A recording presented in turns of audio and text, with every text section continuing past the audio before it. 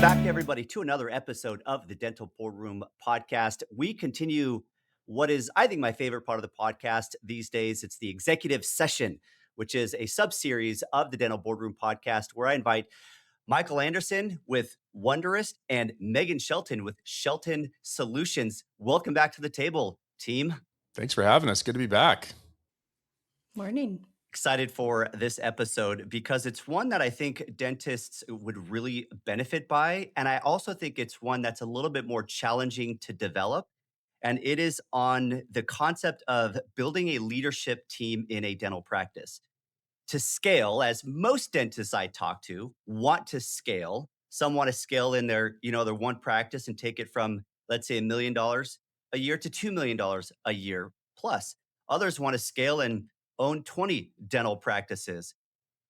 We're just going to focus on scaling in general, because whether it's one practice going from 1 to 3 million or one practice going to 10 practices, leadership, your roster, how you develop processes, and an ability to delegate systematically is the bridge for you to access that scale. That's the subject today. Megan, you're going to be a little bit more of the emphasis today as the practice management consultant, which is all about, or a lot about, leadership team, your roster, communication, culture, processes, etc. But Michael, you run a good sized company. You've got, I don't know, 80 people plus. So you're definitely thinking about what it means to be a leader and to scale and create a flow across all of those minds and people. So your contributions will be valuable, and I'll attempt to contribute where I can as well, as leadership is something I think long and hard about on a daily basis. Let's go ahead and frame the conversation. And Megan, I'm gonna direct this one to you. Most dental owners I talk to, they do want to grow, more locations, production, and get this sort of concept of freedom at the same time. That if I scale and it can start to operate where it's less dependent on me, it kind of can create some freedom, both operationally and financially.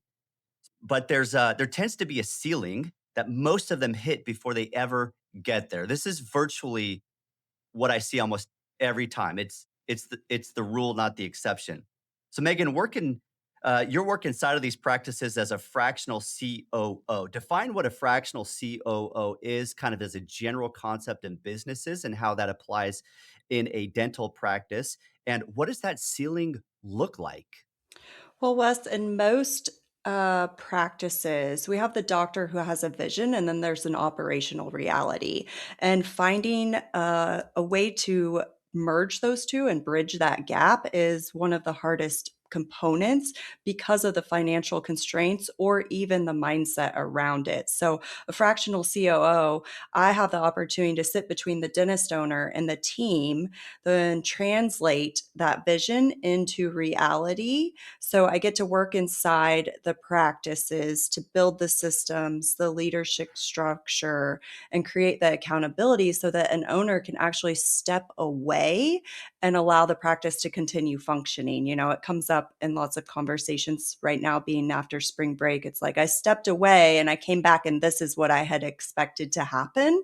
And that didn't happen. And then we talk it through and we find out expectations were not clearly set at all, and the team had no idea what success while the doctor was away really looked like. So most practices don't have an operations leader, and they have a dentist who accidentally is responsible for being COO, HR director, customer service, marketing manager, and they're burning out. So as a fractional COO, I get to help fill that void. And I think something that you would be able to share insight on is like fitting that into the overhead, because we can't afford to pay as a small business, we can't afford to pay 250, 300 for a COO. Yeah, this is kind of if we kind of zoom out macroscopically, the dental practice is a small business. It typically has somewhere around 7 to 20 employees in a standard practice. But if we look at businesses in general, all businesses have common themes across them. And the bigger they are, the thicker the leadership tier tends to be. And so you think of large companies like ExxonMobil or Microsoft, they're going to have an almost an infinite layer of sort of leadership areas overseeing a broad department. And in dentistry is not doing billions of dollars a year like these big businesses, but they have in many ways similar issues. They're just at a smaller scale, but similar issues. Do you ever feel lost in your practice finances? And how about your personal finances? Ever wonder where your hard earned money goes and why you're not seeing the financial progress you worked so hard for? If so, listen up. As a dental CPA and financial planner, I've created our company, Practice CFO, just for you. With almost 2 decades of experience, Practice CFO integrates great CPA services like accounting and tax with customized financial planning, both business and personal.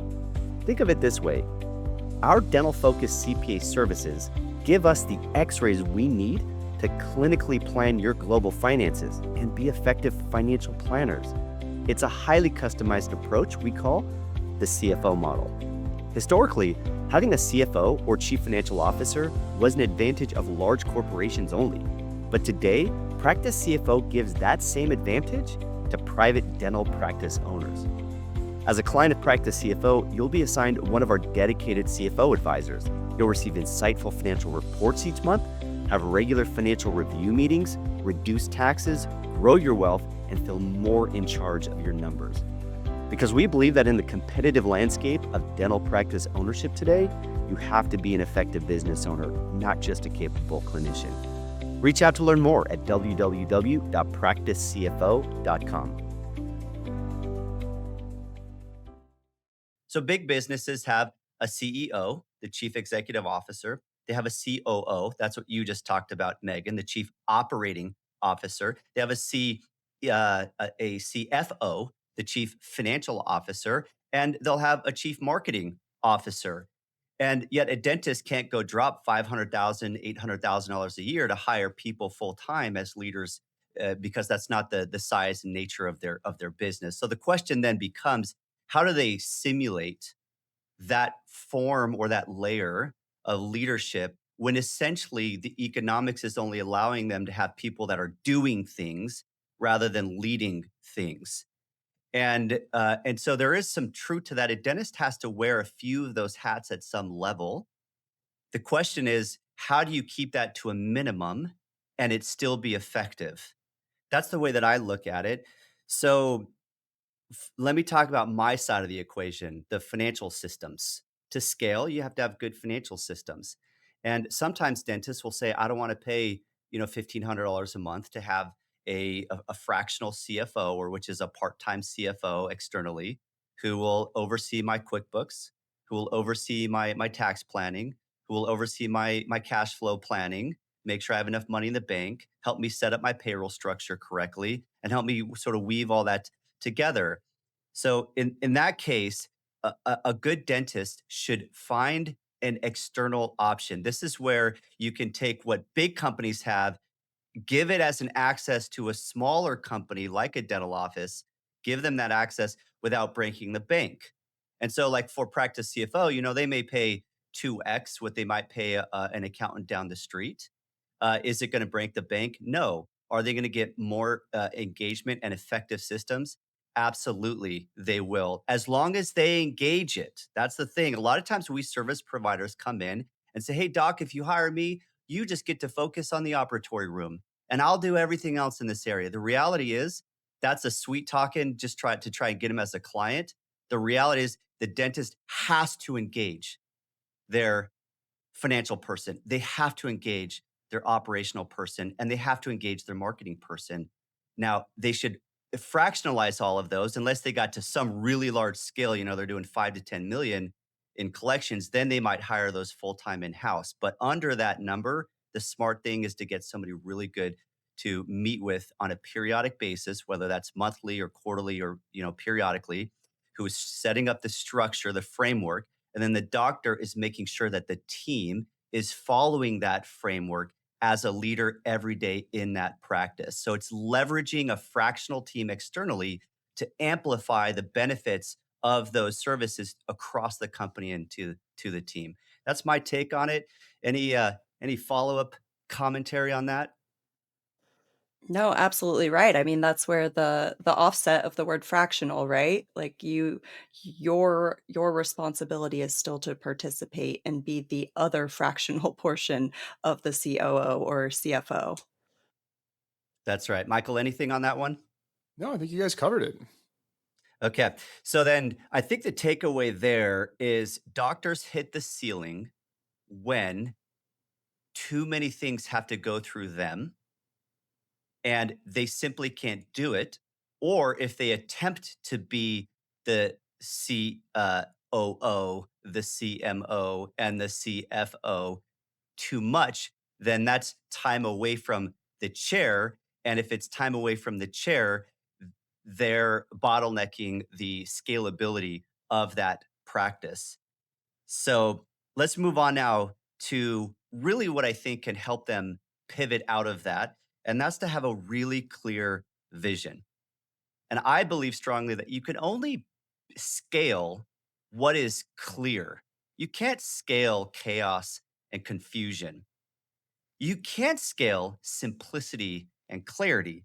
So, Megan, you said this phrase to me before that you can only scale what is clear. What does it actually mean inside of a dental practice? And where do you see the most dangerous lack of clarity? Well, often when I walk into a practice, something might feel off, like production is inconsistent, which is a common reason docs will reach out to one of us. Turnover might be high. The owner is exhausted, teetering on burnout. And I always start by getting clear on what they want. And almost every time, the problem isn't effort. The problem is that nobody can tell me what the standard actually is. So the most dangerous lack of clarity that I see that show up in a few different ways, and one of them is role clarity. Teams have no idea what their job is and what other team members' job is. So where their job ends, where someone else's begins. And then you hear doctors living in that fear of, well, then we have no overlap. Well, we're still going to have primary responsibilities. There will be secondary responsibilities to pick up those things, but we need role clarity. The next thing would be expectations. Owners assume that people know what good looks like. So we aren't giving them a baseline of this is the outcome that we expect. This is the number or the marker. This is what good is. So we give them a responsibility to answer new patient calls. That's it. That's their role. But there's no clarity on what a good new patient call sounds like or what the outcome we're trying to generate is. One of the strong ones that shows up frequently is also decision clarity. I call this like the team has to check. There's no clear path of who has authority to decide what. And without that, everything Mhm. ends up back in the doctor's lap. And that's when the doctor is like, they keep asking me so many questions all day. And I'm like, well, we've trained them to do that. So they don't have understanding that they're allowed to make decisions. And if we don't find out what decisions they aren't able to answer and create a system around that, and like, this is okay, this is the way to answer that question, you're going to stay stuck there and you're going to be exhausted at the end of the day. And then culture is another one where there's often a lack of clarity. I see where we walk into a practice and it's very unclear what is non-negotiable. Like, what are we willing to tolerate in behavior, attitude, and personality versus like hard skill sets? Because if you ask a team, who was your favorite leader you worked with? Who was a favorite team member you worked with? None of them mention hard skills. They will always mention soft skills, yet we don't take time to define those soft skills and say, like, this as a team is how we agree to show up for each other. That's insightful. Yeah, as I think of clarity, I think of kind of two big areas. I think of the vision. What is our reason to exist as a dental office? And yes, at the end of the day, people are coming to have good oral health and good smiles and all of that. But it's important that the dentists distinguish themselves with their own nuanced vision that the team feels is a little bit unique, special, that they come to a special place. It's a different place. And you dentists have to define that. Think of your geography, think of your patients, think of your team, think of who they are. Think of you. What is your vision? Where do you want to go?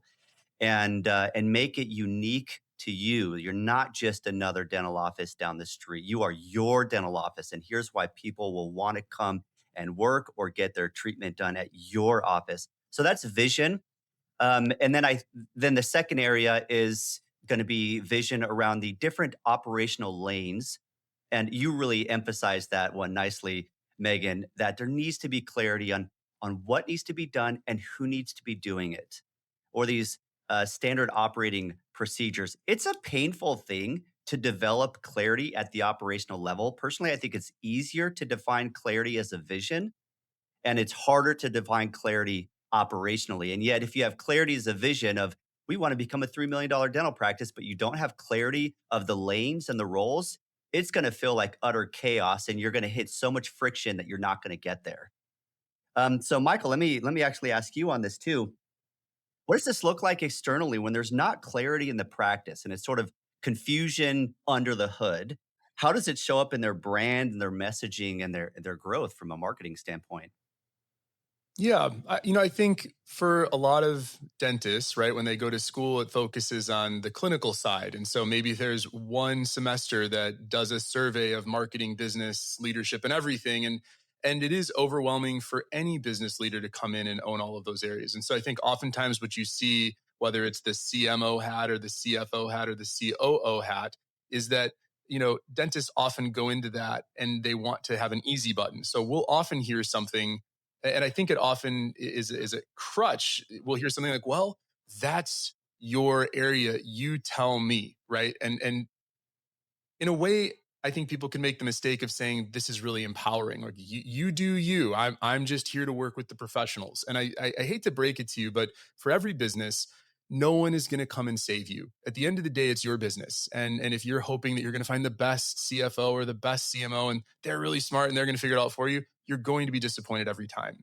And I think what really is required is this vision and clarity. And so for me, what I look to is one, the hardest thing. How are you different?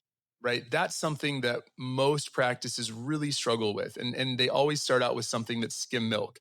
And so you need to push yourself and say, listen, I need to find a niche in this market. Think about Mexican restaurants, right? There's 5 Mexican restaurants on a street. What's the difference between all of them? One of them's got to have a mariachi band. One of them's got to have the biggest margarita. There's got to be something that you go to for that Mexican restaurant. And I think, this vision for how am I different is a big one. The other one I really want to focus on is how to measure success. I find this is a big gap in leadership. You need to know in your business, how am I holding people accountable? And so whether that's going to be reappointment percentage, chair utilization, or in our case, ROI, number of new patients coming in, all of these things are going to be critically important when understanding whether marketing is actually working. Are you looking to buy or sell a dental practice? If you're a seller, how do you find a strong list of potential buyers? There's no MLS or Zillow for dental practice sales. In such a fragmented market, many dentists selling their practice feel discouraged. That's why I built PracticeOrbit.com. PracticeOrbit is modernizing how dental practices are bought and sold. It's a platform technology. Y'all know them: Zillow, Airbnb, Uber, and OpenTable, just to name a few. These technologies do 2 things. First, they help match buyers and sellers by centralizing the marketplace. Second, once the match between buyer and seller is made, these technologies help them navigate the sale to a successful close. Here are a few of the features inside of Practice Orbit. Users can determine a reasonable sale price for a practice in just minutes. All they need is the most recent business tax return. Practice owners can use the directory to find important service providers like practice brokers, attorneys, accountants, and bankers. Practice owners and their brokers can invite those service providers into the platform, so all parties are coordinating the sale together. Practice owners will have a beautiful digital listing of their practice, like a home on Redfin. And importantly, the listing will be anonymous, and personal information like your address, name, and pictures are only released after an NDA is signed and approved by you or your broker. Practice buyers can create saved searches to be auto-notified when new listings come on the platform that fit their desired specialty and location. And hey, dental practice brokers, you can list all your practices on the site for free. By doing so, you'll get access to Practice Orbit's large pool of buyers, all of whom have created profiles and saved searches to be auto-notified when new listings come for sale. You can use the platform to introduce your listings to a targeted set of buyers. Additionally, and optionally, you can use the platform tools such as a built-in NDA, a customizable LOI, and a workflow tool to navigate the sale from LOI to closing. In fact, you can manage all your listings on the system from listing the practice to NDA to LOI and finally to closing the deal. Create your free account today at www.practiceorbit.com.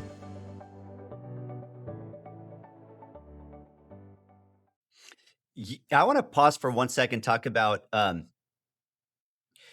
I find the thing that was so difficult for me as I started practice CFO and went from having me and one person to me and five people to me and 20 people, um, was that the buck always stopped with me and everything surfaced to me. Everything surfaced to me.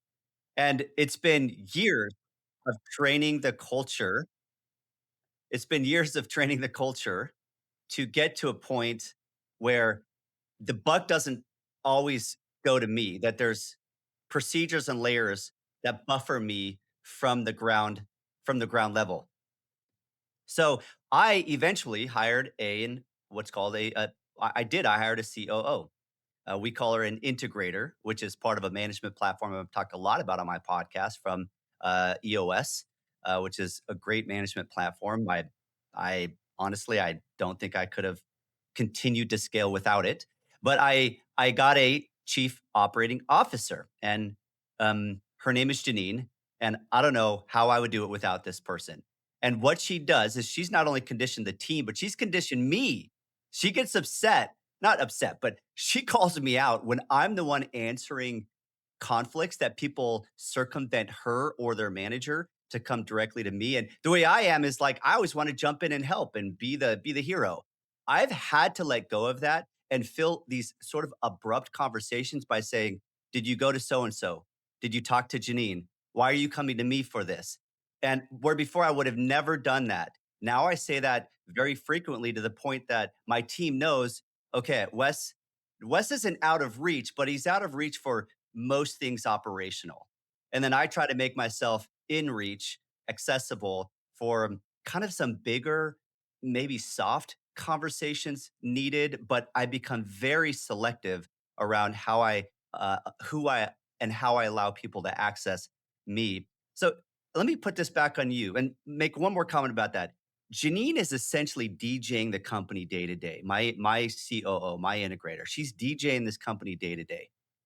And it allows me to do things like this podcast, to think strategically about AI in my business, to go to conferences, to develop leadership skills, to manage the culture, to do a monthly visionary message that I send out to my team in a video. It allows me to do things like that and also to sort of platform the business for more scale.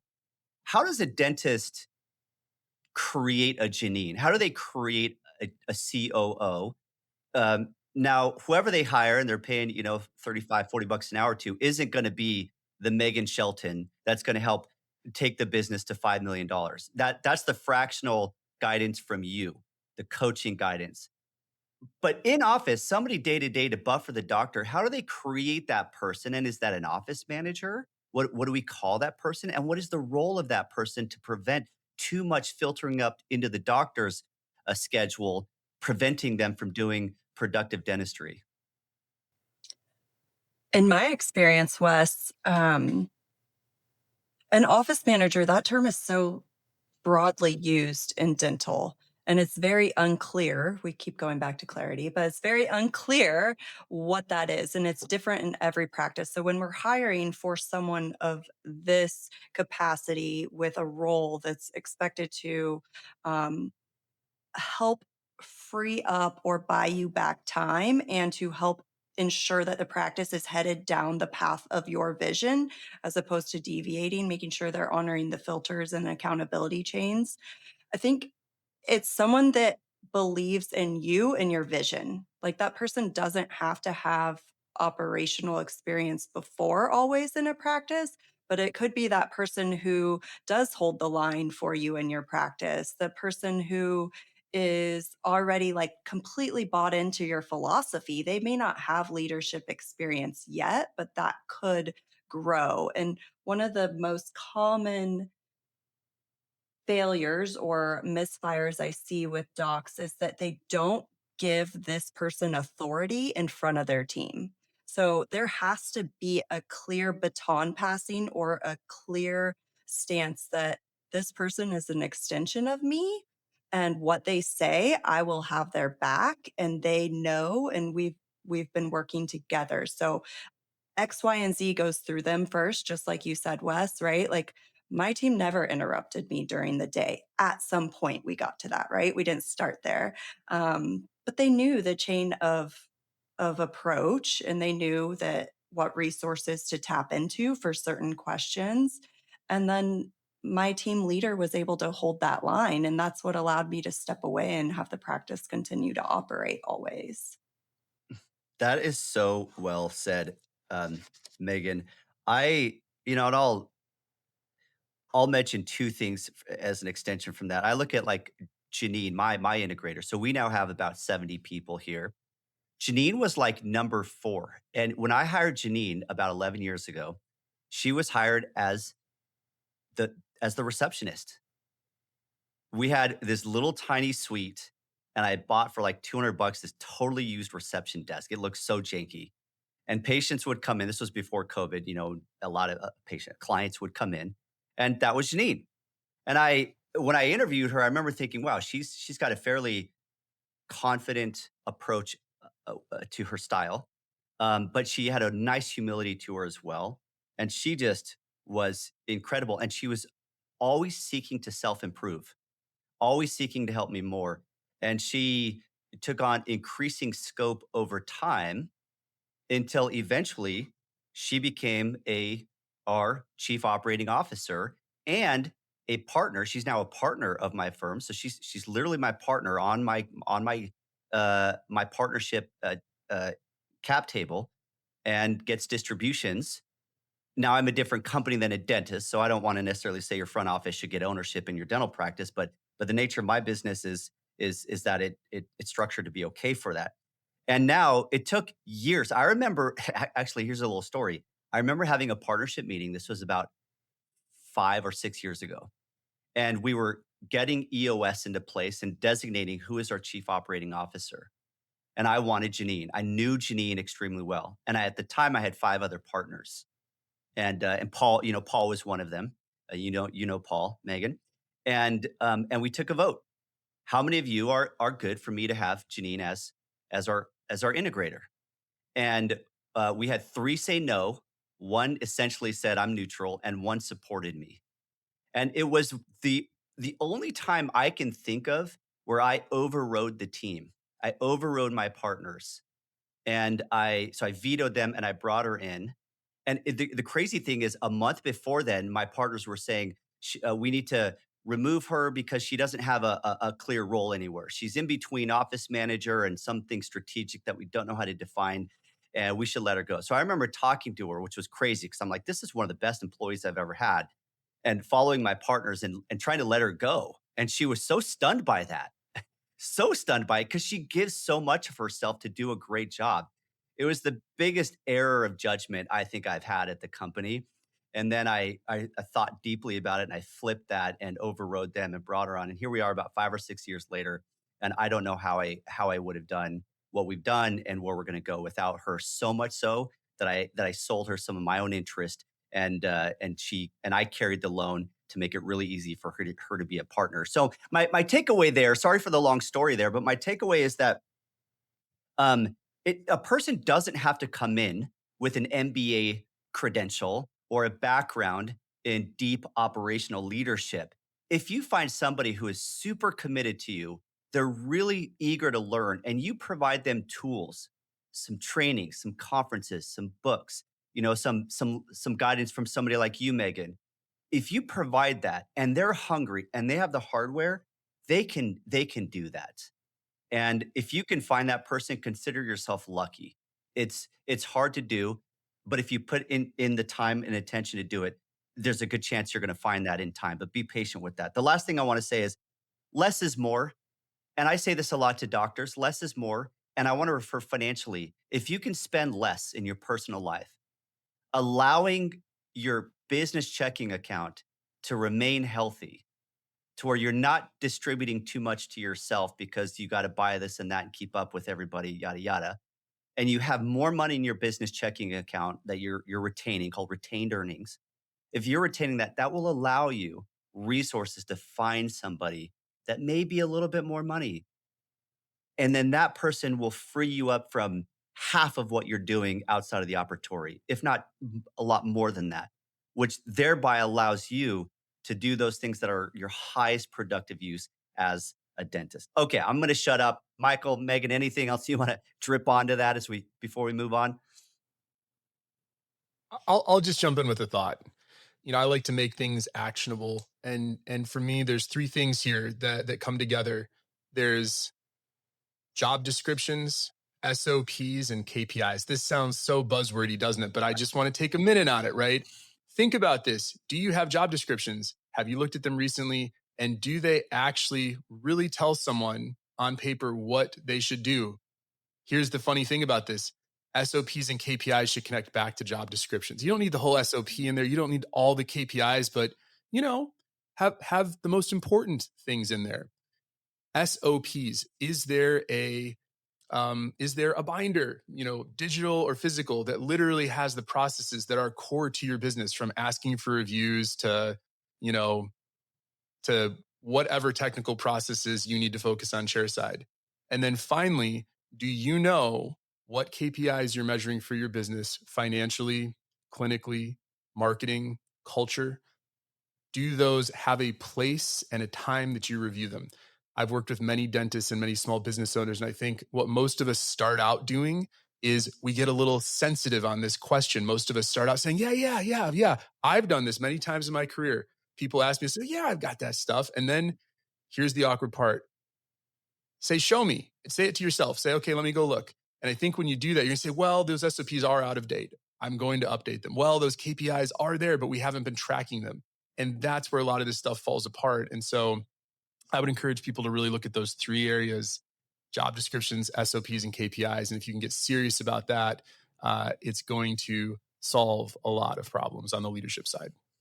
Absolutely. Yeah, I think of the SOPs as uh, you're creating those clear lanes that people operate in.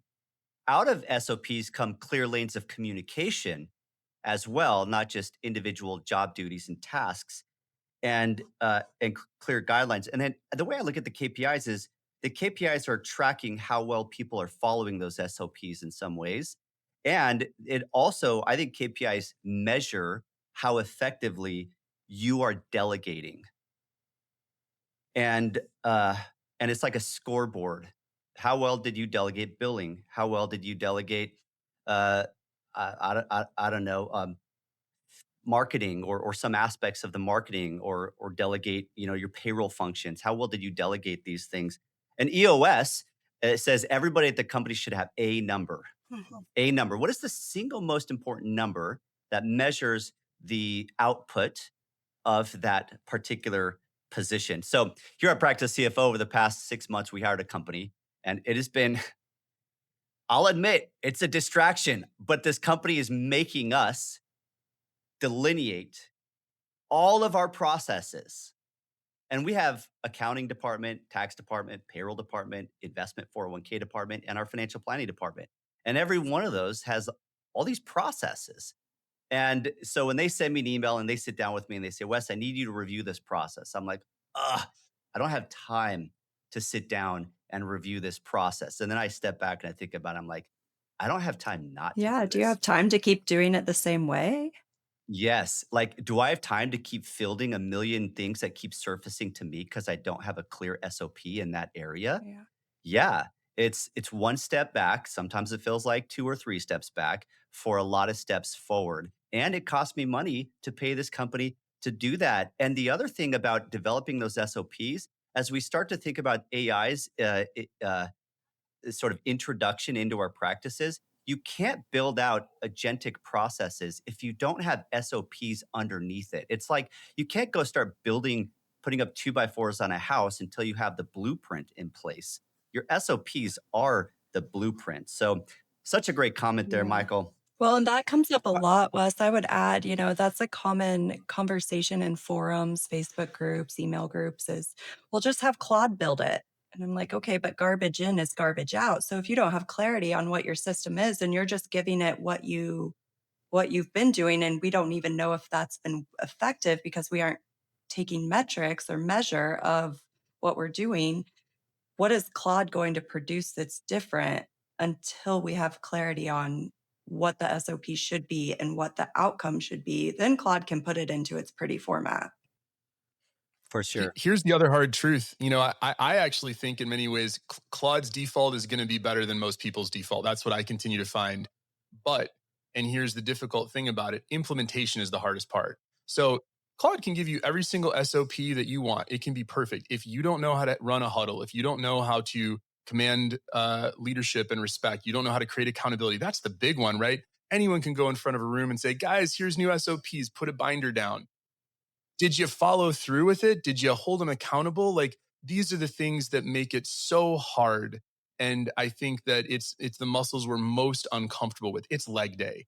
This is all leg day stuff. And nobody wants to do leg day, right? I don't want to, I want Claude to give me the binder. I want to feel good that I got the SOPs done. I want to check the box and move on. Did you bring it up in your next meeting? Did you But bring it? Do you leadership have isn't a one-on-ones with task team you get members? to check off, right? We all Right, know that. Like, you're never right. done. Yeah. Yes. I will say, Michael, I work out my calves at least twice a week, buddy. I've seen your calves and I will vouch for that.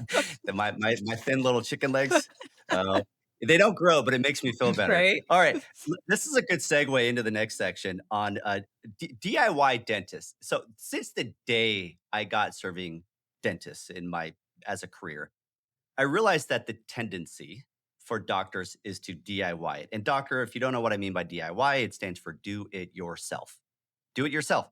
And I think part of it is out of nature, biology, the way their brain works. And I think part of it is out of necessity because there's not a lot of capital or money to go around to hire people to do other things. And it creates this a little bit of a catch 22 along the way. So let me have you kick this off, Megan, how dentists tend to do everything.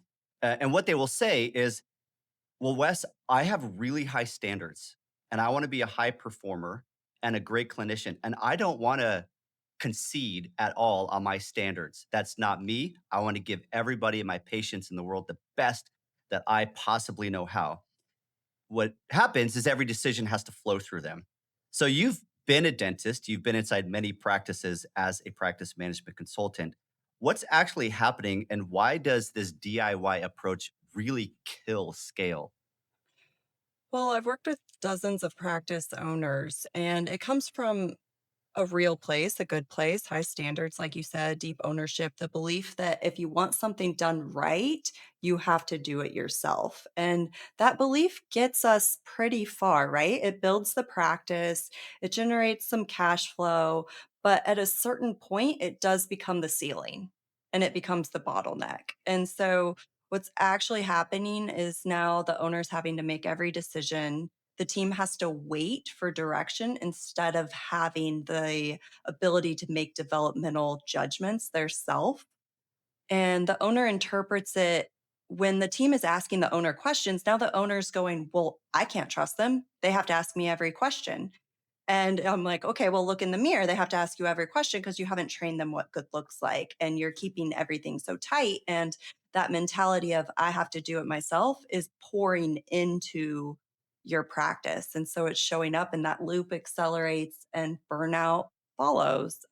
So doing it yourself is not leading. That's execution. You are the person executing, you are the doer, and you can't scale execution because you need to be in the operatory. So there's a book, Traction. That's a great book about integrator visionary models.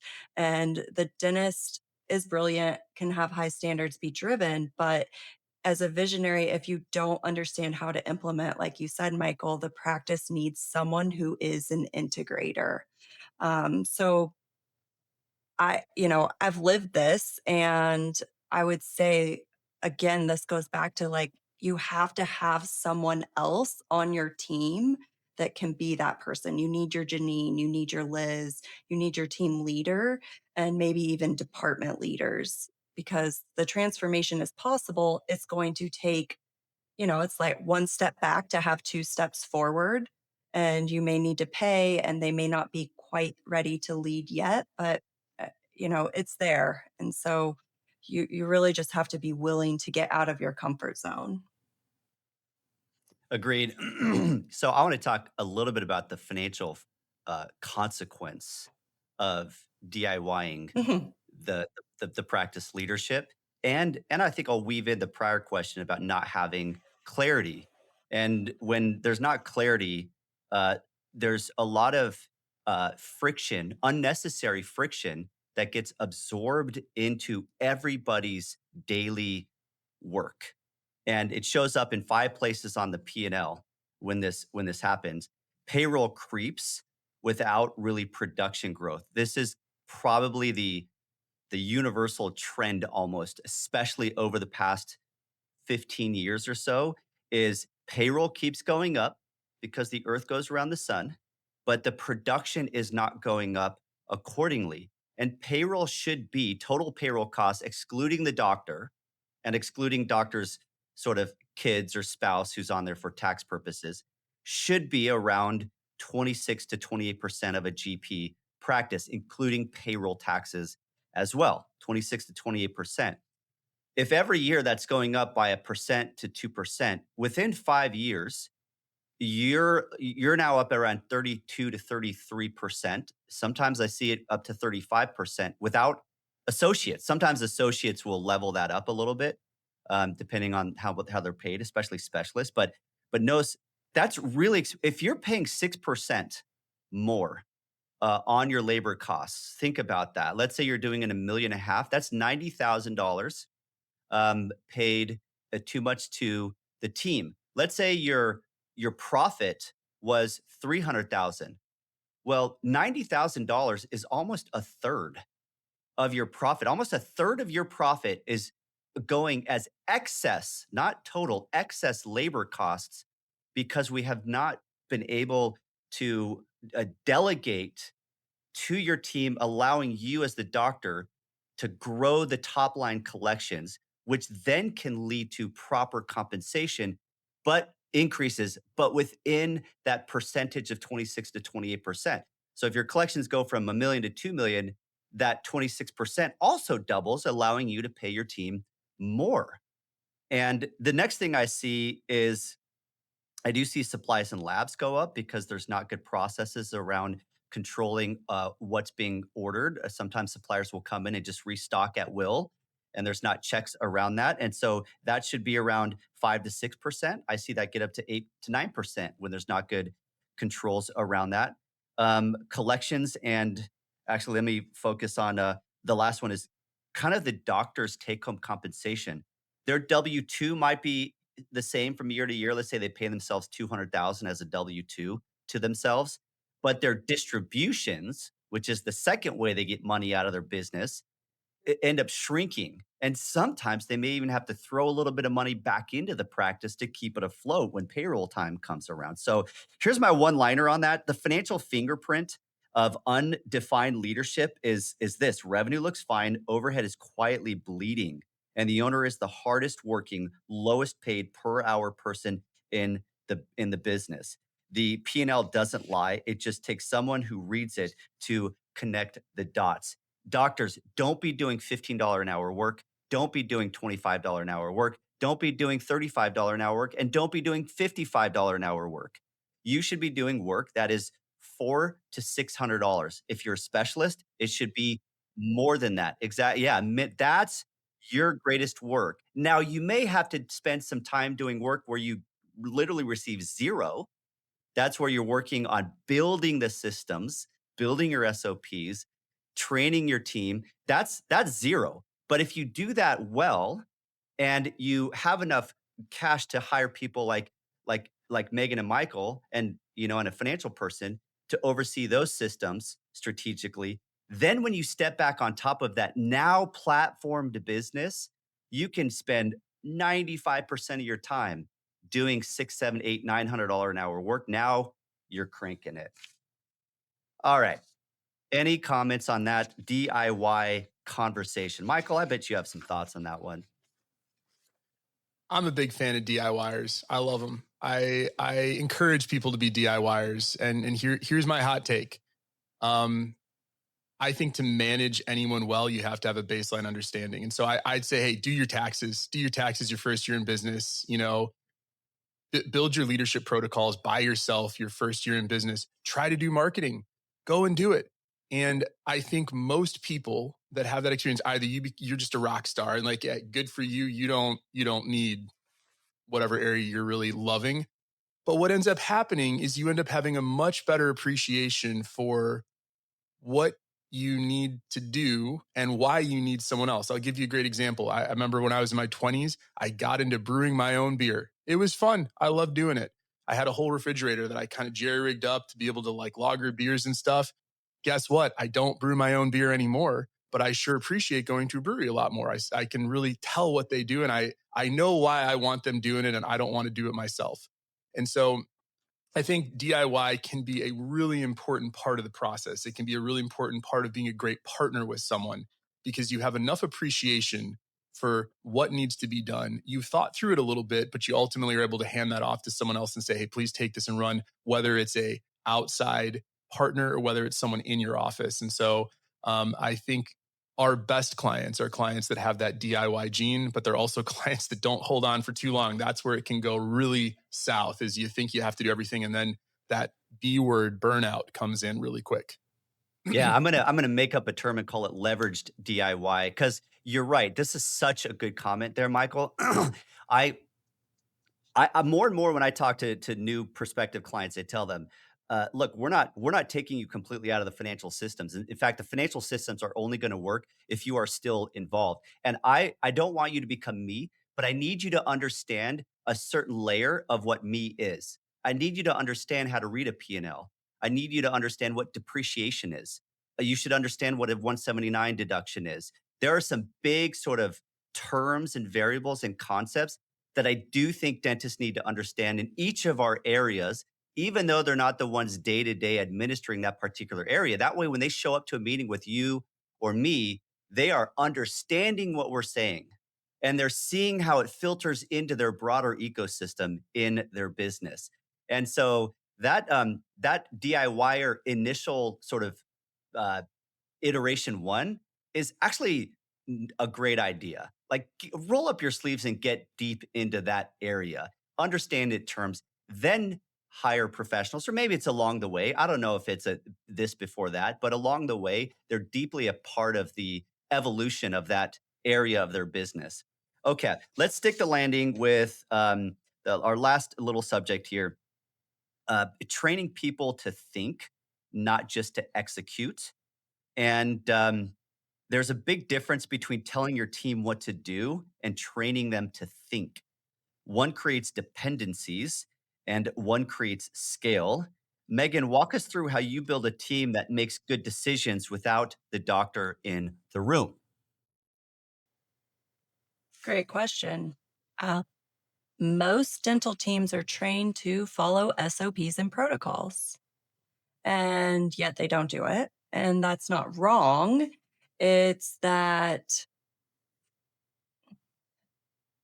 operations and leadership can't solely run on protocols, right? Like we said, we can't just type up our SOP and it's done. We find that that's what most people do. You 15 years in and you're like, how are your SOPs? Haven't updated them since 2005.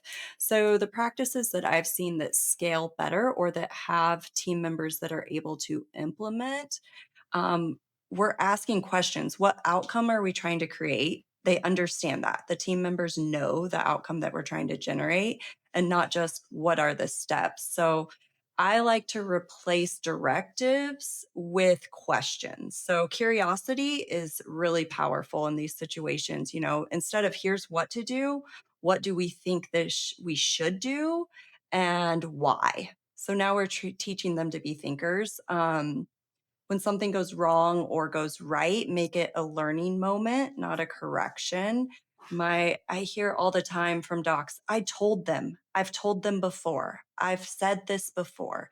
I'm like, okay, well, clearly that's not landing. Have you considered asking them what they see would work in this situation? So building decision frameworks, and getting their input to build the SOPs. Sure, as a leader, you know which direction, as the visionary, you know what you want your SOP to be, but bring your team to be part of it. They're going to be more likely to execute and have ownership and accountability in it. Now I can say, like, hey guys, we all agreed on this together. You helped me build this.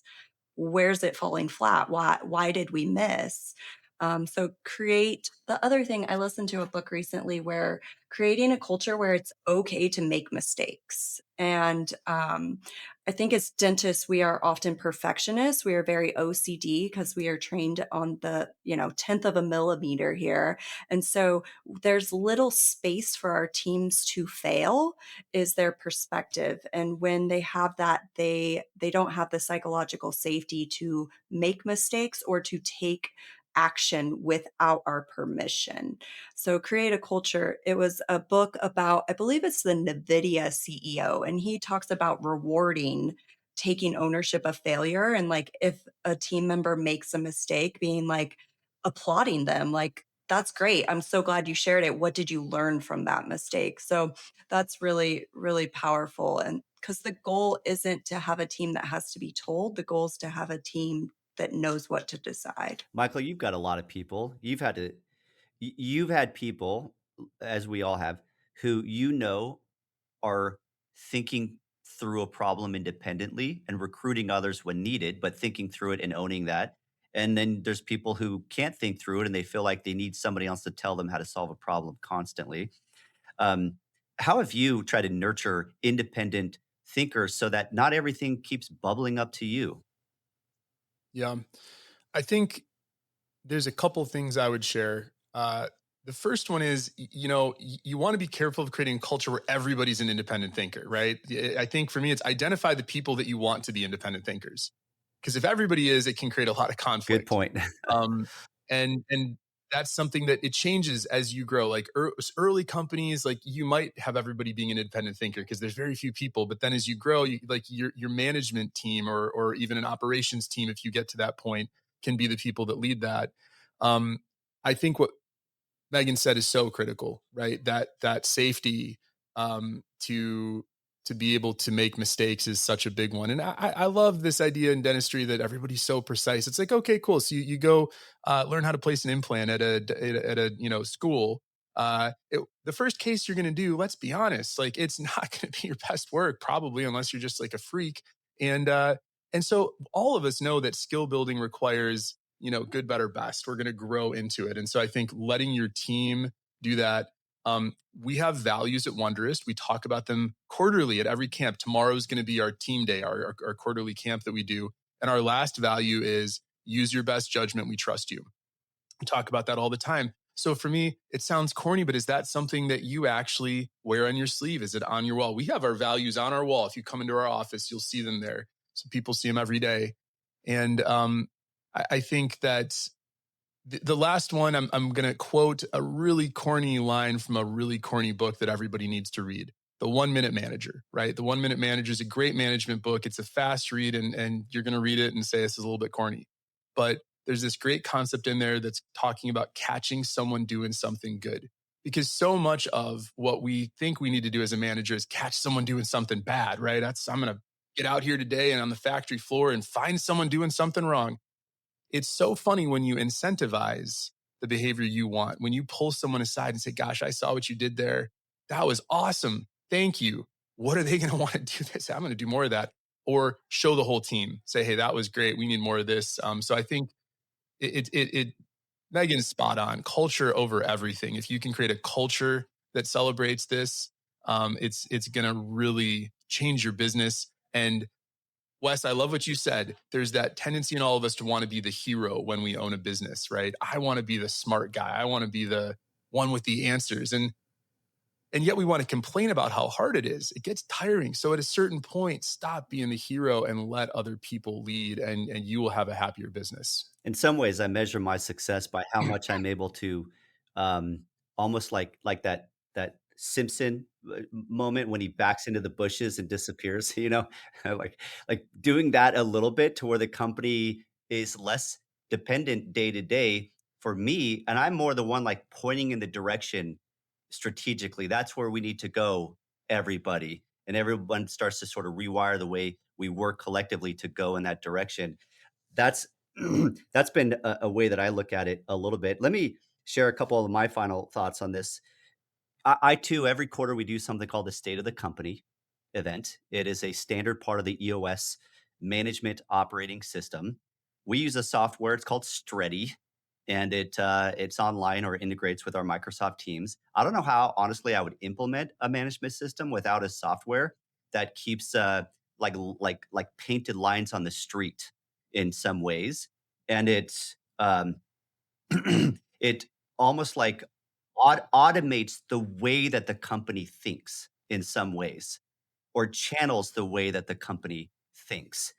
And that infrastructure of thought management uh, allows people to see to what extent can they operate in their own domain with flexibility to make their own decisions, to be people who think and not just execute, but within their domain, in that within that lane.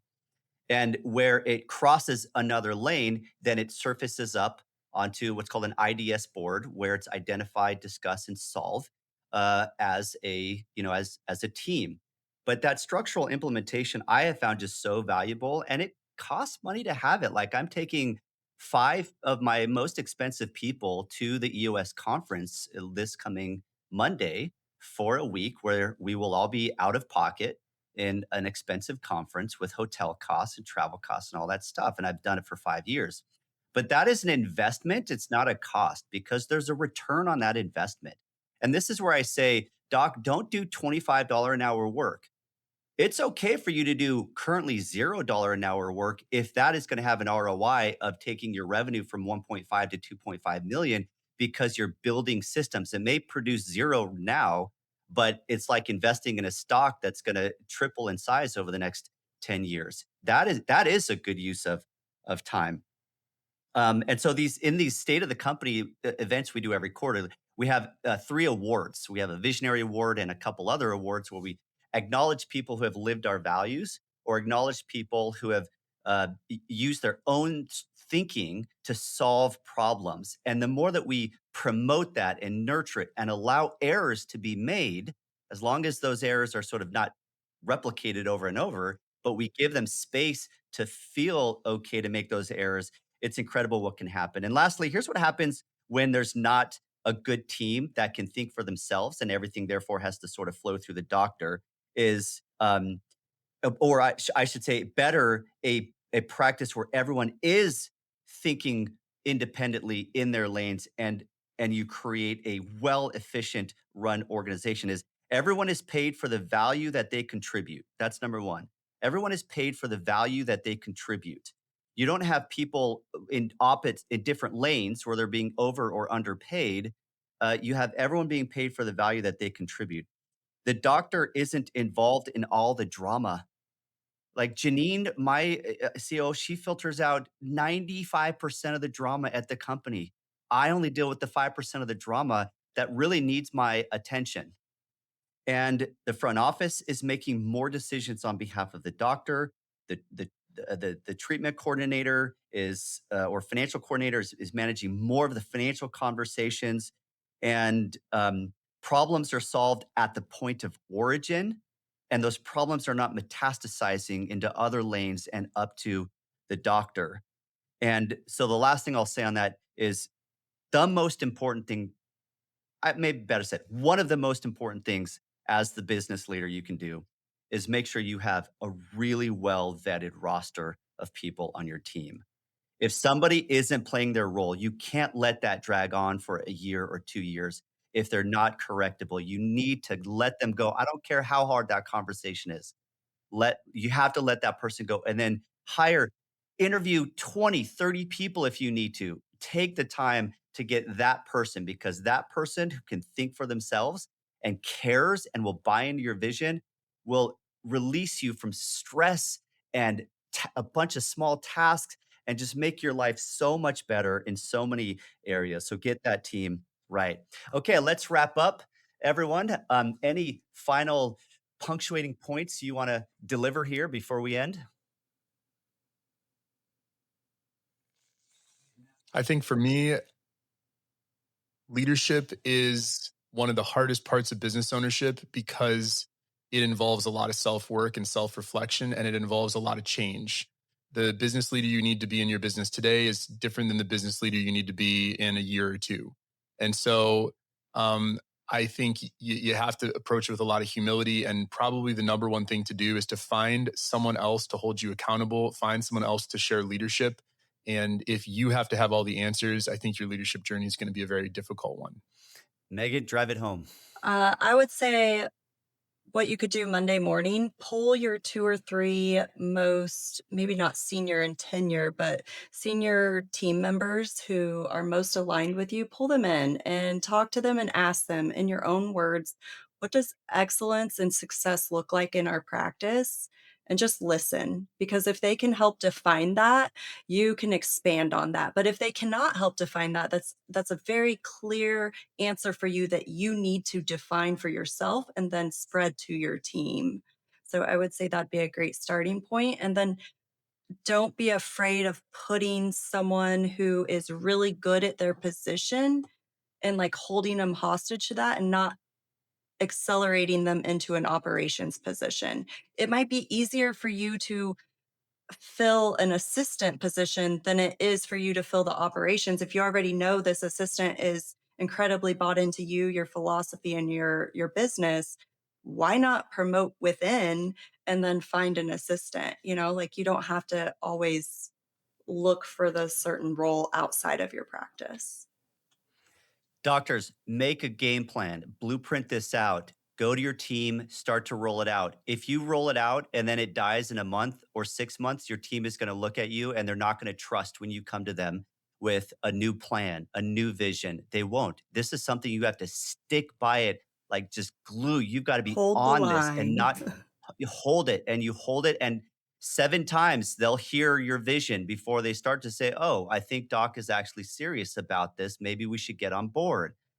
I found that honestly, it took about 2 or 3 years to really get into traction, as they say in EOS, to really get everybody on board with the vision and flowing and changing the way they do things to align with the broader picture and vision of the firm. And lastly, I will say one thing you can do is reach out to Megan. Reach out to Megan. This is what she does. This is what she specializes in. And massive endorsement for her. She was a client of practice CFO, one of the most remarkable dental practices we've ever seen. And now she's out trying to help people replicate that success. Even just an initial, I'm sure it's a free conversation just to explore what that might look like. Megan, how do they reach out to you? Visit my website, sheltonsolutions.co, and or my Instagram at Shelton Solutions. And we can set up a coffee chat and figure out what you're working on and where you want to go. Yep, and that's .co, because I've gone there before. There's another Shelton Solutions that wasn't you, and it confused me at first. So .co to .co. find her. Yep, and of course Michael Anderson with Wondrous on all those marketing systems. Nobody better. Thanks, team, for joining the show. It's been productive. Until next time. Thanks, Wes. Thank you.